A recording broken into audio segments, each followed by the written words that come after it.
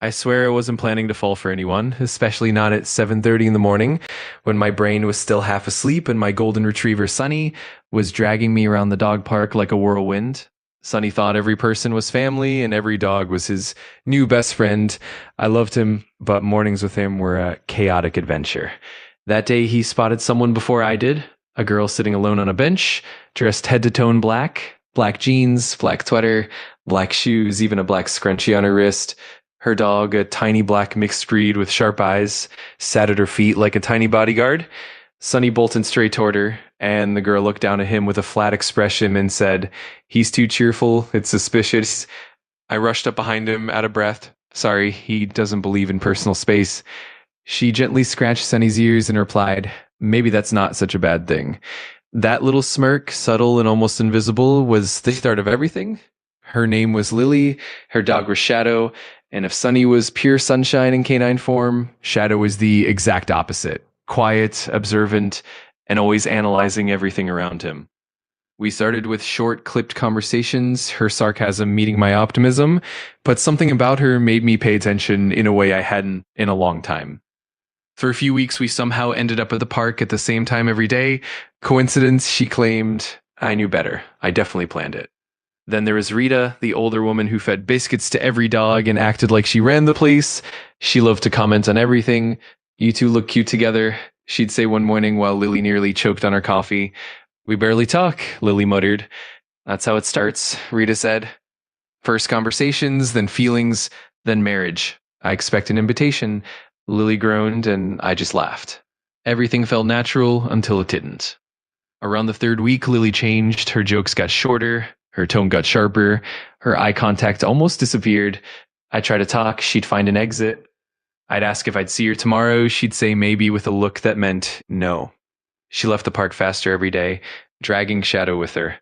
Sunny noticed he kept pulling toward where she used to sit, whining. I noticed too, and it stung more than I wanted to admit. One morning I finally asked, "Are you avoiding me?" She froze. "No." "Are you lying?" "Yes," she said instantly, eyes widening like she didn't mean to admit it. "I just don't want to talk about it." But she didn't stop avoiding me. And then she vanished completely. No Lily, no Shadow, no sarcastic comments, just an empty bench and a very confused golden retriever.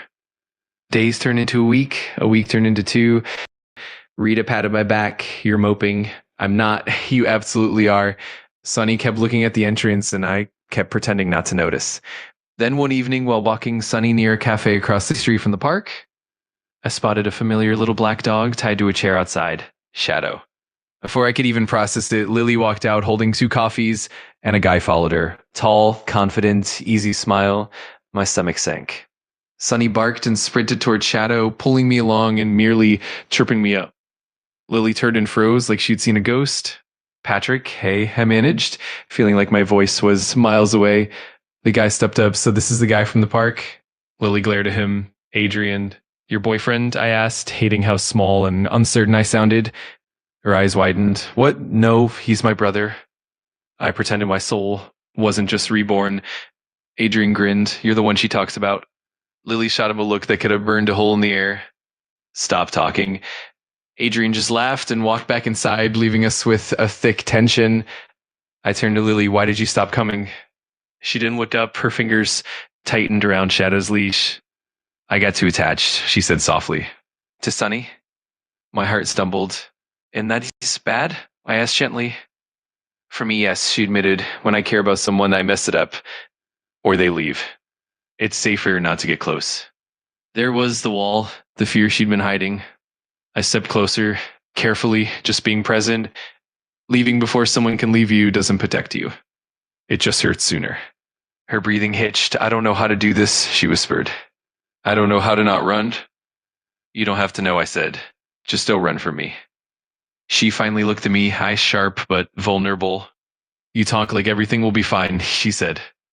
"No, I talk like I'm willing to try." That broke something open in her, not dramatically, just a quiet shift, a small letting go of fear. "I like you," she admitted, "more than I should. More than I know how to handle." "I want you," I said. "Messy, scared, sarcastic, whatever. I don't want perfect. I want real." She laughed, shaky but real. "Ask me out then?" Lily, will you go out with me? Yes, she whispered. Just don't expect me to be easy.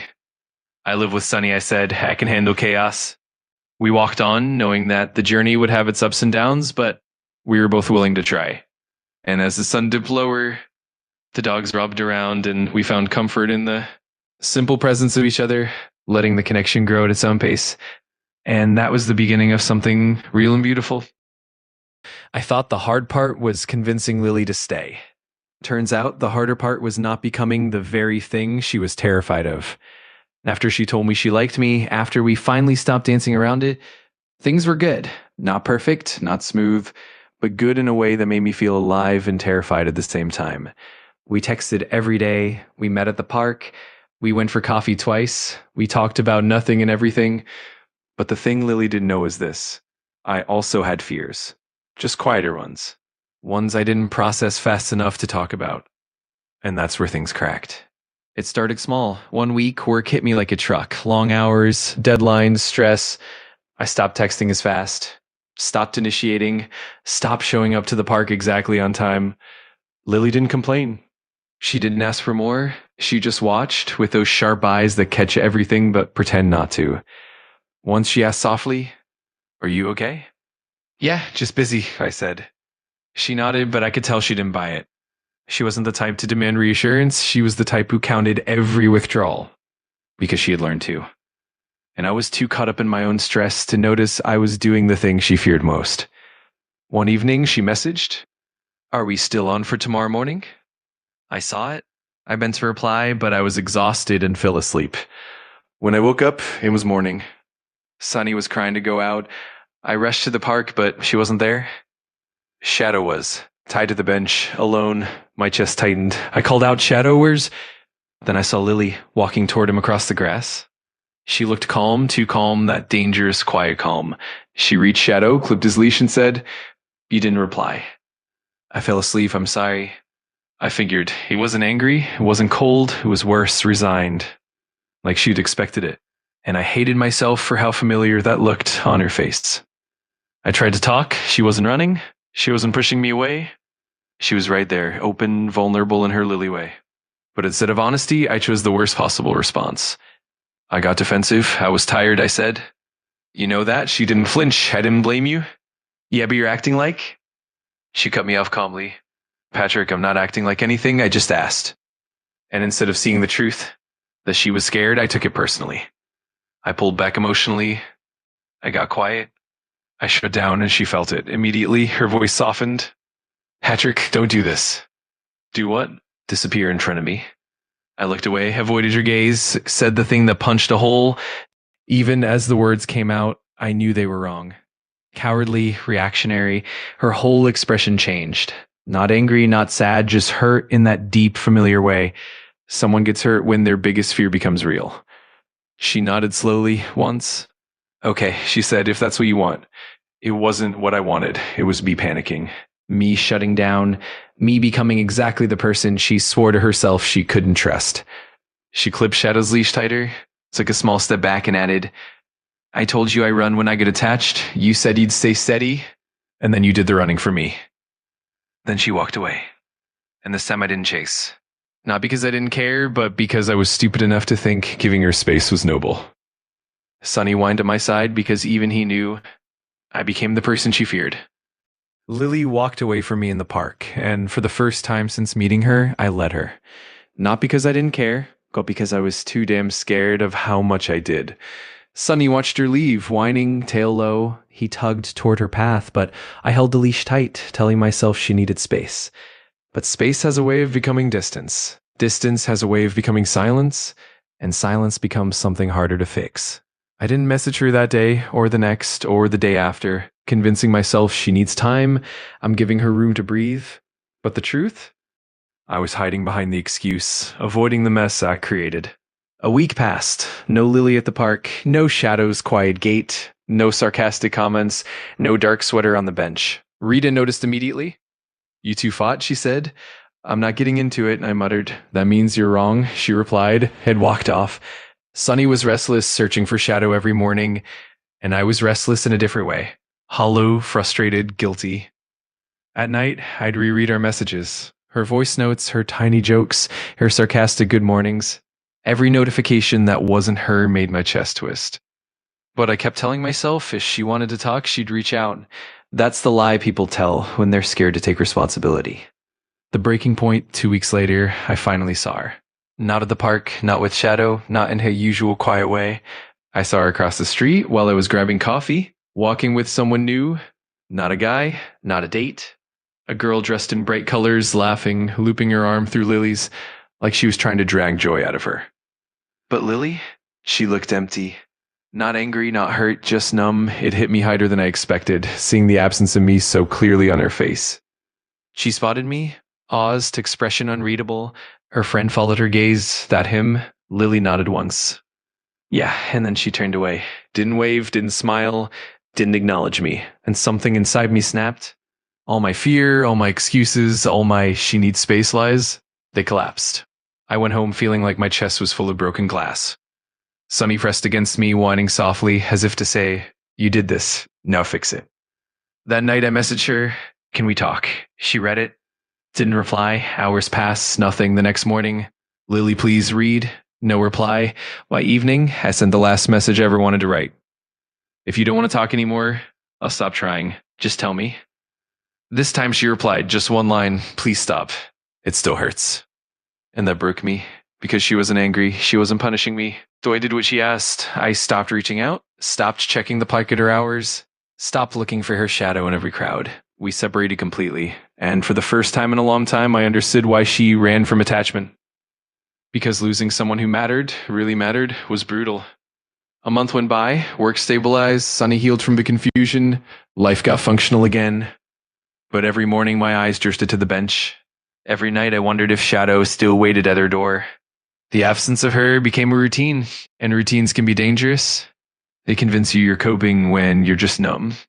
I missed her sarcasm, her observing eyes, her quiet warmth, her fear, her fragility, her strength. I missed her. But I convinced myself she didn't want me back until the day it all changed. It happened in the most mundane way possible. I went to the vet with Sunny for his shots. The waiting area was packed, dogs everywhere, and in the corner, sitting stiffly, Shadow curled beside her. Hood pulled up. Lily. She looked smaller somehow, more closed off, holding herself like she was fighting something inside. Shadow lifted his head first. Then Sunny saw him and barked so loudly the whole clinic jumped. Lily's head snapped up. Our eyes locked. That single moment, God, every unspoken thing between us flooded the room. She whispered. Patrick wasn't anger, it wasn't cold. It was something softer. Broken, tired, and I realized something painfully clear. She didn't stop caring, she just stopped believing. I sat down beside her slowly, leaving space. Shadow crawled towards Sunny, and Lily didn't pull him back. "Eh," I said quietly. She echoed, voice small. He looked tired, and I said. Her laugh cracked. "You don't get to say that." "You're right," I admitted. "I don't." Silence, not tense, just full of things we hadn't said. Finally, she whispered, "You hurt me." 4 words, sharp, true. I didn't defend myself, didn't justify, didn't explain. I said, "I know, and I'm sorry, really sorry." Her eyes glistened, just a little. I was scared, I continued. "You weren't the only one with issues. I shut down instead of talking to you. And you paid the price for my fear." Lily looked at her hands. "It felt like you proved me right." My chest tightened, I know, and that's the worst part. More silence. Then she whispered, "I missed you." It wasn't a confession. It was a surrender, a truth she couldn't hide anymore. I let out a breath I had been holding for a month. "I missed you too," I said. "Every damn day." She wiped her eyes roughly. "I hate that I still care." "I'm glad you do," I said, "because I'm here and I'm not running this time." Her voice shook. "What if I run?" "Then I'll wait. Not chase, wait." Her shoulders dropped, the first sign of relief, however small, and then she leaned her head lightly against my shoulder. Not fully, just enough to say, "I'm tired of fighting this." Shadow curled into Sunny, the 2 dogs that started it all, and Lily whispered, "Please don't leave again." I placed my hand over hers gently. "I won't," I said. "Not this time. Not ever again." She believed me again, and I meant every single word I said. And with that, we found our way back, slowly but surely, rebuilding trust, one day at a time.